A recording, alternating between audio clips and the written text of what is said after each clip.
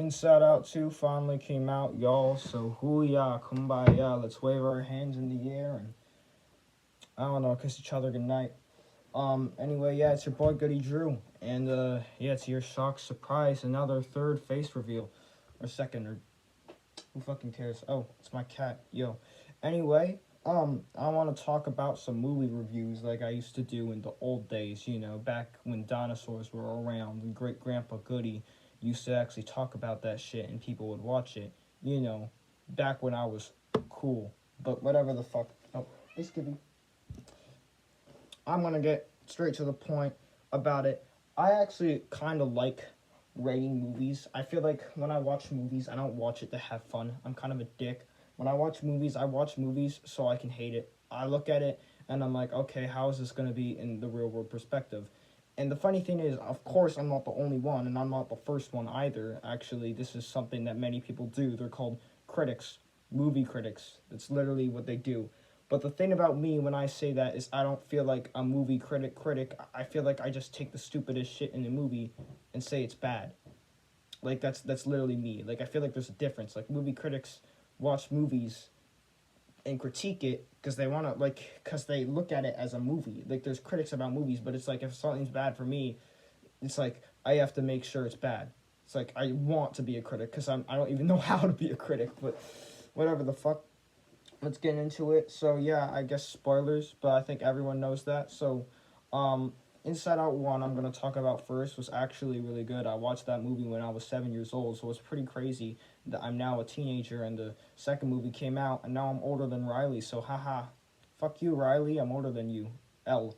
So that's really cool. I remember the first one made me emotional, and the second one was I, but I feel like it would also make me emotional, but it didn't. I liked some scenes and other shit, whatever. I know usually people would say their rating of a movie at the end of their critic video, but me, because, I'm fucking, acoustic and shit, I'm gonna put my rating at the start, alright? I'd give it, a 6, 6.5, maybe 5 out of 10. I don't know. It was an enjoying movie to watch. That's what I mean, but, again, this is where the critic parts comes in. I like to look at the movie. I'm like, okay, how's this gonna work into real life? Not realistic. Okay, the movie's ass, or whatever the fuck. So, yeah, shit, got lost in my thought. That's how mid the movie is. Yeah, 6.5 out of 10. So I'm gonna talk a bit about the movie. Now, when I watch movies, again, it's like I feel like I want to put myself in perspective of characters or perspective or look at stuff realistically and think about this and judge everyone as if I'm like God looking down upon all these pesky little fucking humans that suck ass. They can all suck my dick right here. So I guess that's what I do when I watch movies. It makes me feel like a fucking god above. Anyway, well, so oh fuck, getting lost in my thoughts again. It's crazy, right? See, that's how acoustic I am. So, yeah, let's, get started. First things first, I'm gonna talk about the plot. Now, again, spoilers. The plot's basically about Riley going through puberty. That's kind of pretty much all there is to say. Riley gets her new emotions, I believe. What was it? All the other emotions wake up and they're like, oh, what the fuck is that alarm? Because there's an alarm. The alarm is puberty. The one from the last movie. Woohoo. So puberty comes out of fucking nowhere. A bunch of jelly bean dudes look like the guys from Dumb Ways to Die. They come in. One of them starts getting a chainsaw, freaking ripping the couch open. I don't even know why they're there. I feel like that was just a cliche scene. They just come in, wreck the fucking the fucking headquarters, and then just leave. And then out of nowhere, we see more characters. We got and I already forgot their names. We got Fregley, aka Anxiety, and then we got MV, MV. Fuck, I forgot Emmy was in the movie. I don't even remember. All she was just there. Or was it he? I'm fucking stupid. Whatever. Embarrassed. And then we got me, or forgot the guy's name. Was it Envoi or was it Sarcasm? I don't fucking know. They gave him some sort of French name. But yeah, that's what happens. They come out of nowhere, and now we get these new characters. Now it's a huge cast of characters in this new anime season of Inside Out, right? I'm a little disappointed because they didn't add my favorite emotions, horniness, and the alpha wolf sigma, and many more. Like that's very offensive. As someone that I identify as a sigma wolf, I am very offended by that. Fuck you, Pixar. Fuck you. So yeah, yeah. Anyway, so that's basically the plot. They just go through that, and then it's kind of like the last movie where the emotions that suck ass have a stupid fucking idea, and it ruins everything, and it almost like gets Riley killed. But because it's a fucking Pixar movie, everything's all fun and lollipops. Everyone is happy. They kiss, they make out, they have sex. The end. So yeah, that's the plot. Now let me go on to some of the characters again. I want to say that actually maybe not more characters, more like plot holes, but I want to say that I feel like the emotions have their own emotions. Actually, before I get there, I want to actually stop and say something else because I actually am a fan of psychology. I'm not a psychologist, nowhere near a psychologist. So I keep looking back because I'm like paranoid, like the boogeyman's coming for me or something. But whatever. I feel like a psychologist. I am not a psychologist, not actually, but like I like usually like studying or like looking into how people might think or how we feel. And I'm really interested in that kind of stuff. I have my own theories of psychology. Again, these are theories, and I don't even know if you call them theories. Maybe they're more just ideas I blow out of my asshole. But that's kind of me. That's kind of my whole shtick. So I appreciate movies like this as if I'm some old psychologist, even though I'm just some random kid that likes the brain.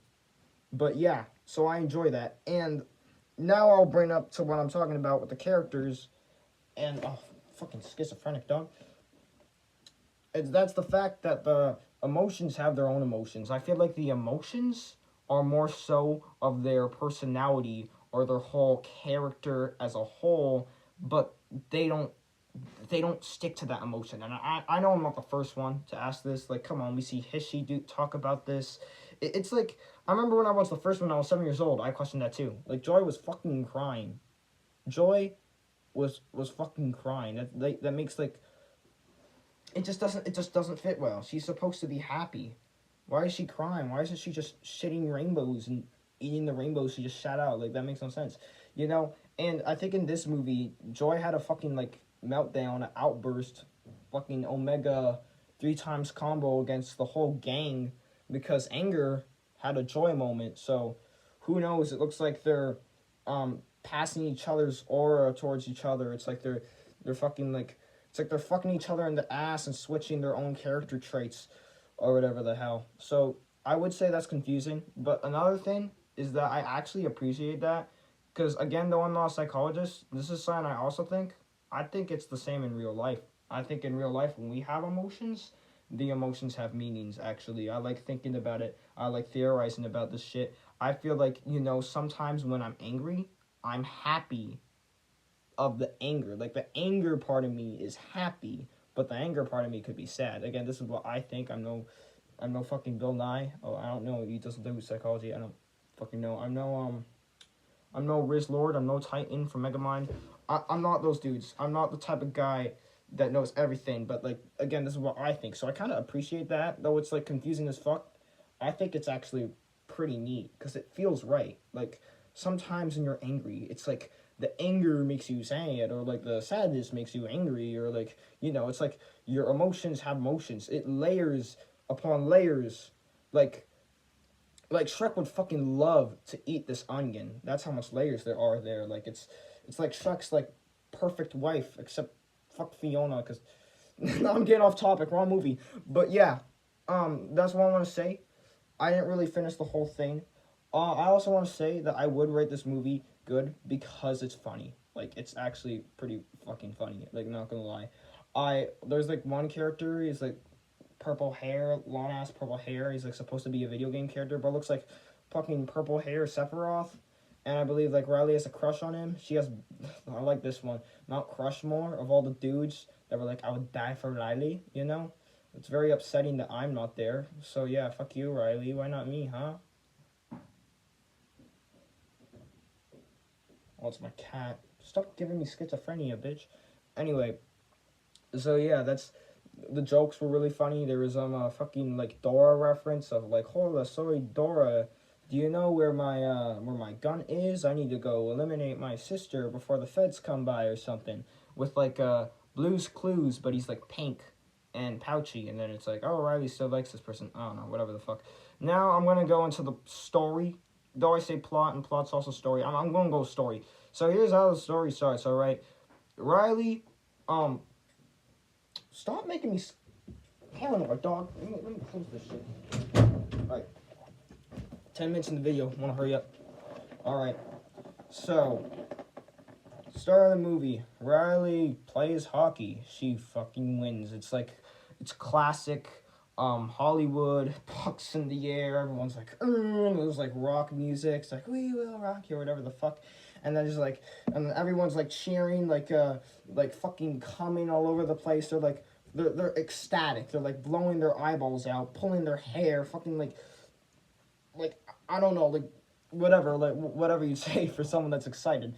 So it's like, oh, Riley wins it. It's so exciting. And she's with these two other goobers that she acts like she knew for her entire fucking life that weren't even in the fucking first movie. So I don't even know where the fuck they pulled that shit out of. But hell, I don't remember how old Riley was in the first movie. Was she 11, 12? I think she's 13 in this one. Whatever. So I don't know. I also find that a little confusing. So yeah. So they look like they look like Alvin and the Chipmunks female versions, but as humans. That's what they kind of look like. And the tall one with glasses kind of looks like Simon, and also kind of looks like Nerd Crayon. So L. But anyway, besides the fucking character design, I don't know. I found it kind of goofy that they acted like we knew all these characters that we never knew. Like, who the fuck were they?